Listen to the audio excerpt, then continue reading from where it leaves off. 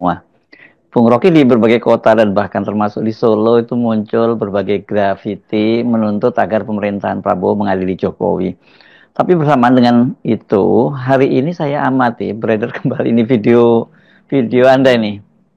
Ini potongan ya yang menyatakan Presiden ke-8 bajingan tolol dan itu kemudian dikait-kaitkan dengan pernyataan Pak Prabowo di Harlah Nahdlatul Ulama bahwa dia tahu kok ada yang menyebutnya bajingan tolol.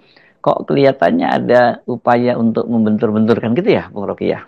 Ya, sebetulnya ada kegelisahan yang laten di hari-hari ini, yaitu upaya untuk membaca arah politik di dalam keadaan ketidakpastian sumber-sumber pembiayaan negara.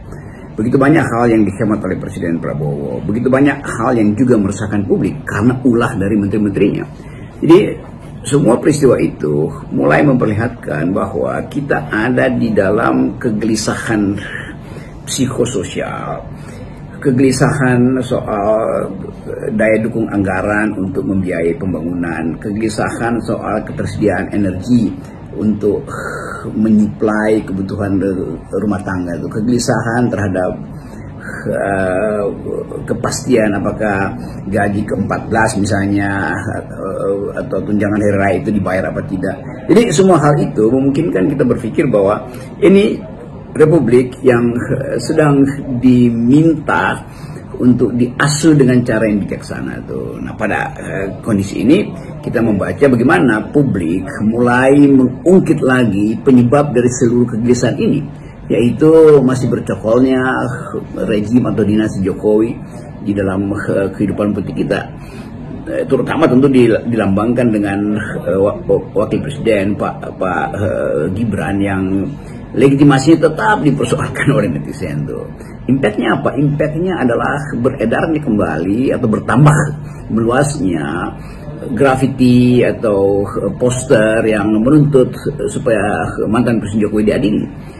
Entah siapa yang pasang itu, tetapi dia meluas dan itu disambut gembira justru oleh rakyat, oleh publik. Jadi ada sesuatu yang sedang bergejolak sebetulnya yang kita sebut sebagai energi perubahan, yang merupakan sisa-sisa energi untuk memastikan bahwa Presiden Prabowo itu bukan menjadi bagian atau penerus kebijakan Presiden Jokowi yang gagal di dalam banyak hal. Dan Pak Prabowo mesti mengerti bahwa publik menuntut itu, dan apa yang dituntut oleh publik memang masuk akal.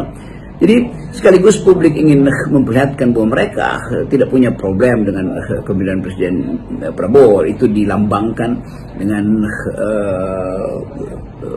hasil riset kuantitatif yang menunjukkan 80% lebih dukungan pada Prabowo. Tetapi harus dilihat juga sebaliknya, bahwa itu artinya semacam permintaan pada Prabowo supaya berhenti atau melepaskan sepenuhnya, atau kalau belum bisa dicicil kalau bisa sepenuhnya relasi politik dengan presiden sebelumnya, karena kebijakan Presiden Jokowi itu tetap dianggap punya banyak masalah. Karena itu poster-poster untuk minta Presiden Jokowi diadili itu juga sah secara etis.